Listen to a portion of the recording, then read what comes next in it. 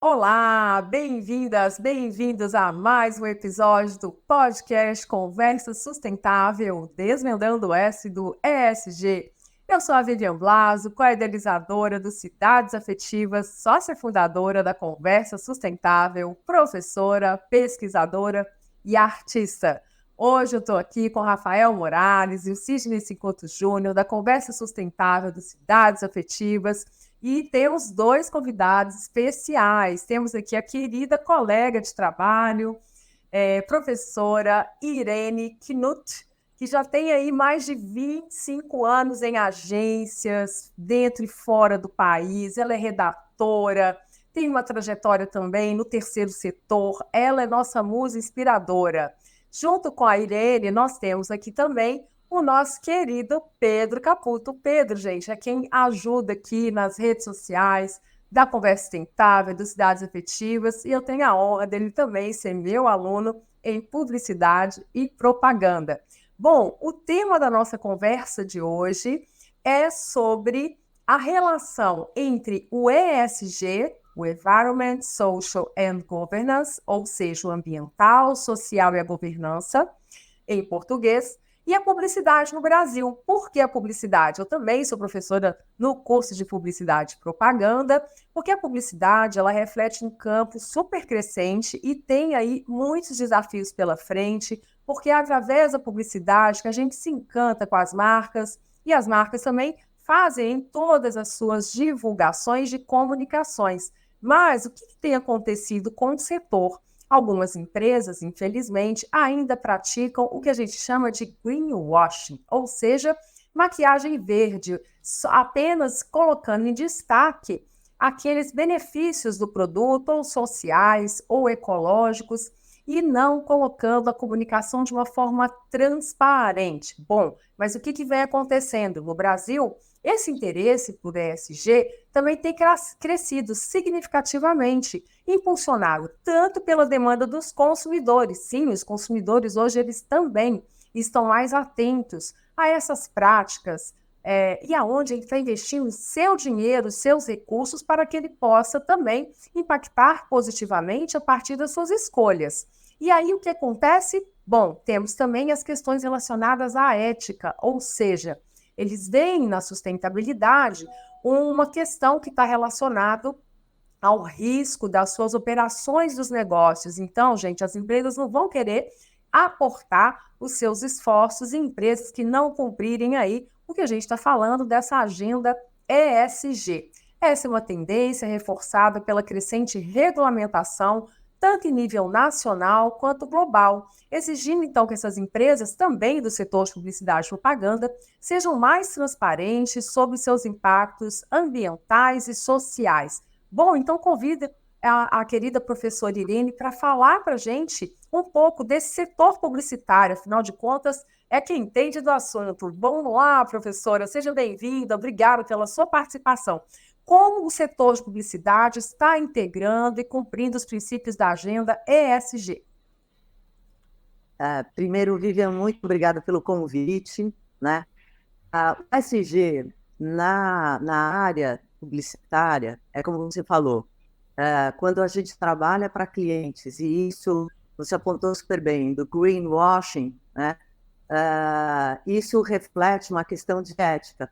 Mas muitas vezes os próprios clientes passam os briefings como se aquele briefing fosse completamente verdade, e a agência faz uma campanha em cima das informações que recebe, né? A questão é que as redes sociais não perdoam, né? Então, isso, graças à pressão das redes sociais, e como você bem citou, a pressão dos próprios consumidores, que hoje exigem que as marcas estejam completamente alinhadas com os princípios do ESG, tá? E do lado das agências, existe também essa pressão por maior diversidade, né? Até quando eu trabalhei, eram muito poucas mulheres na criação, vice-presidente de criação, então, né, eu conto nos dedos de uma só mão. Hoje, as agências estão contratando, inclusive divulgam isso, estão contratando cada vez mais mulheres, pessoas LGBTQIA+, negros, inclusive reforçando muito essa questão de que elas estão abertas. E existe também, em paralelo, toda uma nova estrutura de agência que é uma contrapartida, porque novas agências estão surgindo, por exemplo, agências criadas na periferia, por pessoas da periferia, que demonstram para os clientes que são especializados naquele perfil de consumidor, né? Que entendem aquele mercado. Eu mesma participei de um projeto há uns bons anos atrás, chamado Do Lado de Cá. Quem fundou o Do Lado de Cá era a Tatiana Ivanovic, que infelizmente faleceu de câncer de pâncreas, mas ela pensou exatamente o quanto naquele momento onde estava se falando da nova classe C, né, essa classe C estava tendo um poder econômico forte, e as marcas, de uma maneira geral, falavam, putz, como a gente vai falar com essas pessoas que a gente não conhece, que não faziam parte dos grupos de pesquisa anteriores e tal. Então, essa é uma visão, né, cada vez mais inclusiva na parte das agências, né? Sem falar que elas mesmas passam a aplicar os conceitos do ESG dentro de casa, né? Então, muitas agências começam a se preocupar com a sustentabilidade, às vezes até a sustentabilidade do próprio negócio, porque o negócio da comunicação, ele andou assim sub judice, né? Ou seja, todo mundo tem questionado o modelo. Então, assim, uma visão geral do ESG na comunicação e no mercado publicitário, eu diria que é assim, uma visão geral. Legal.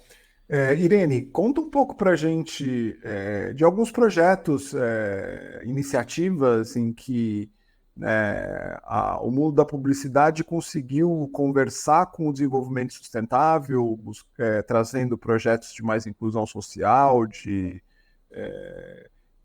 possibilidades de regeneração da natureza. O que você pode contar de exemplos desses dois lados aí para os nossos ouvintes? Olha, felizmente, porque sei lá, eu sempre tive uma vontade muito grande em ajudar, né? Eu participei de muitos projetos nessa seara que você está falando, né? As marcas, de uma maneira geral, elas estão investindo muito em campanhas inclusivas, campanhas abordando o ESG, né? Você tem cases internacionais muito legais, da Apple soltando gadgets que ajudam pessoas com deficiência e por aí vai. Ou seja, a inovação nas empresas tem ido muito para esse lado, para olhar consumidores que não são aqueles consumidores tradicionais, né? Eu, particularmente, como eu falei antes, eu participei de alguns projetos legais.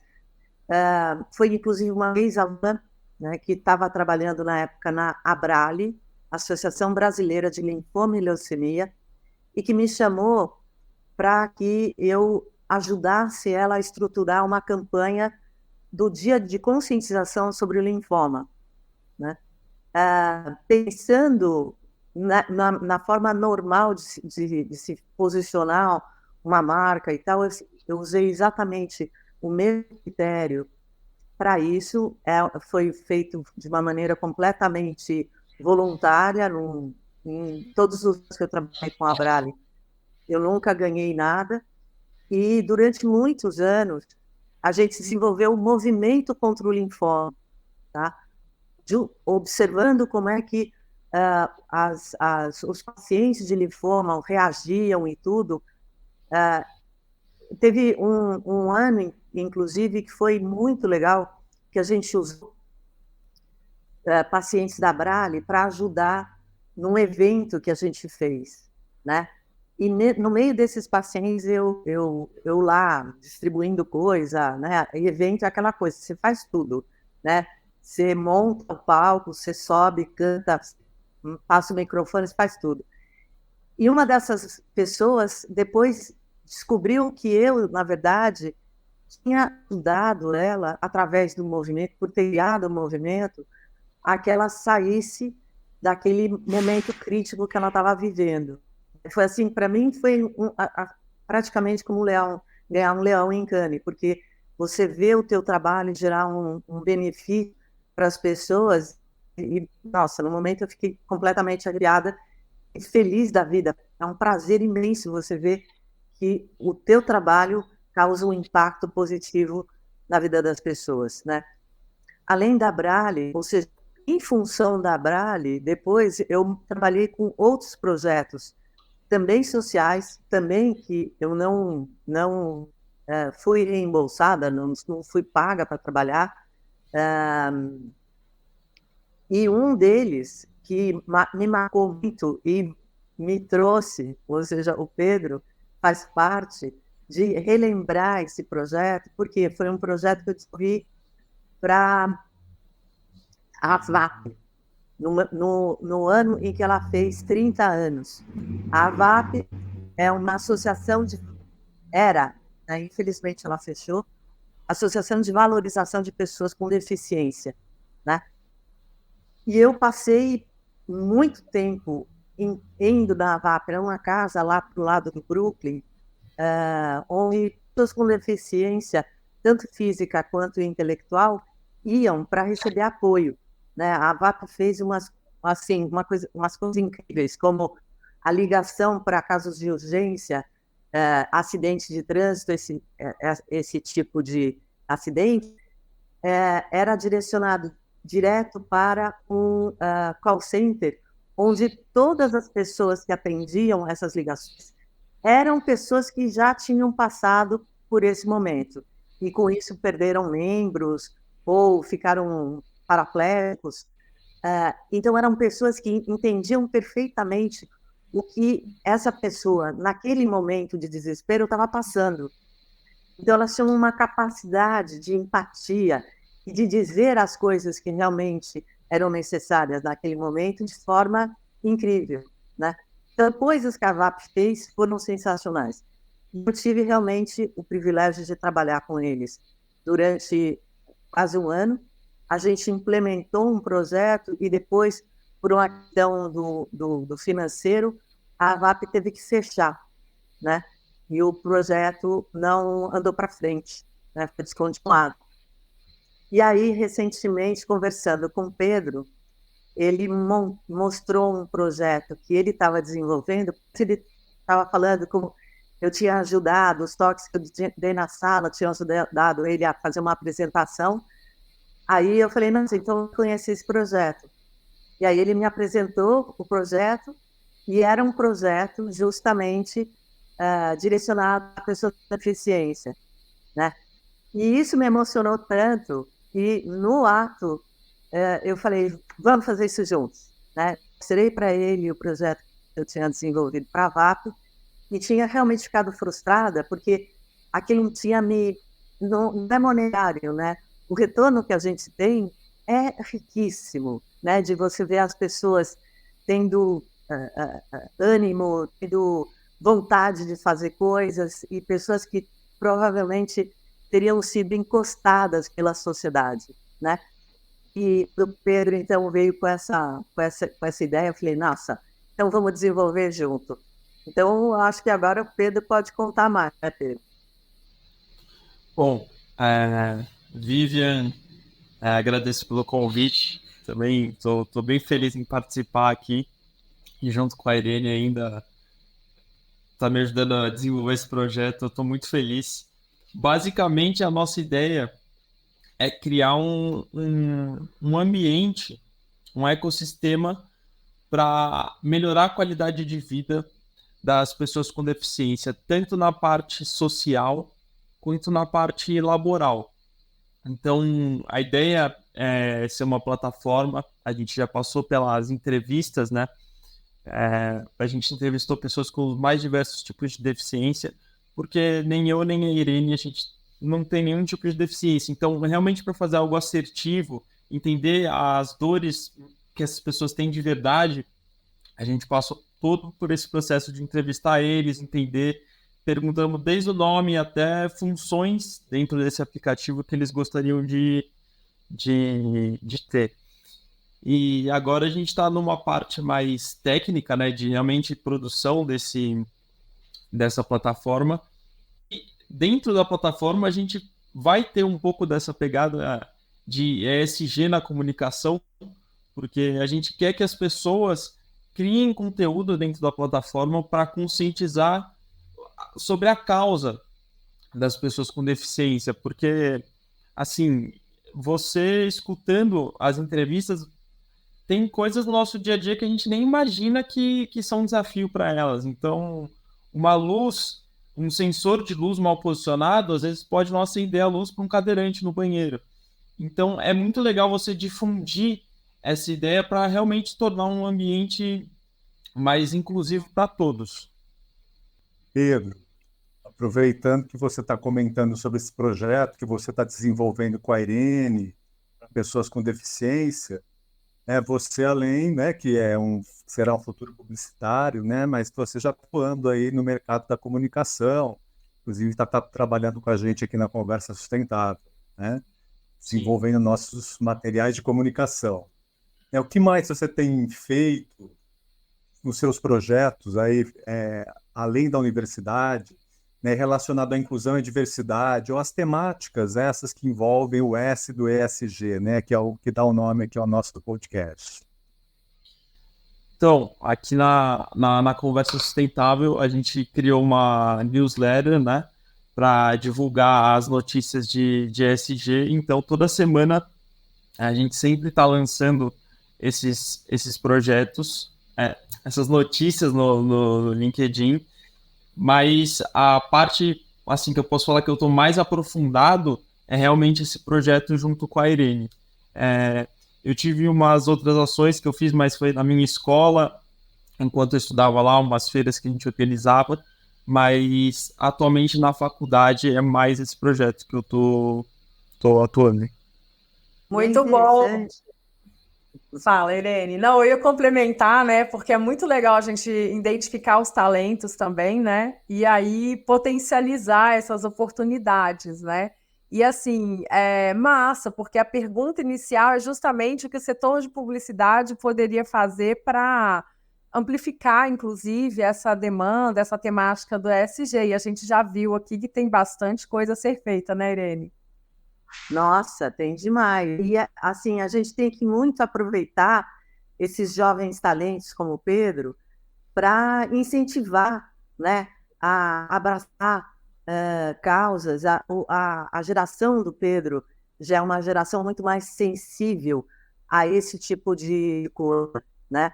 Mas muitas vezes a gente ouve falar, pá, tá, eu acho importante os princípios ESG, sustentabilidade e tal, mas o que eu posso fazer, né?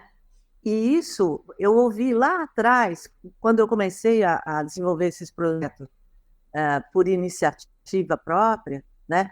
É que o que a gente sabe fazer bem feito é assim que a gente pode ajudar, tá? Em vez de dar uma doação, por exemplo, por uma causa como a Abrale, desenvolver uma campanha que vai impactar milhares de pessoas que têm linfoma e leucemia, é muito mais valioso, né, do que a ação que eu possa dar. Então, a doação que eu fiz para essa causa é mais importante, né? Então, todo mundo que pensa assim, bom, o que eu posso fazer para ajudar a mudar o mundo, para fazer com que ele seja um mundo mais equilibrado, com maior diversidade, com maior inclusão, onde a sustentabilidade seja extremamente consciente e por aí vai, né? É fazer o que você sabe fazer muito bem e dedicar isso a essas causas, né? Então, qualquer publicitário pode ajudar a desenvolver campanhas para qualquer ONG, qualquer criar conscientização sobre determinadas coisas, sobre o uso da água, por exemplo. A gente vê constantemente isso sendo feito, né? Então, quanto mais a gente coloca o talento da gente em apoio a determinadas causas, é o que a gente melhor pode fazer para ajudar, né? Muito bom. Bom, então queria agradecer a participação da querida Irene, do Pedro, de todos vocês e aqui também da nossa audiência e falar para vocês que nós temos aí o nosso podcast no YouTube e também no Spotify, porque nós, da Conversa Sustentável, temos como causa os Cidades Afetivas, um observatório de práticas sustentáveis e regenerativas.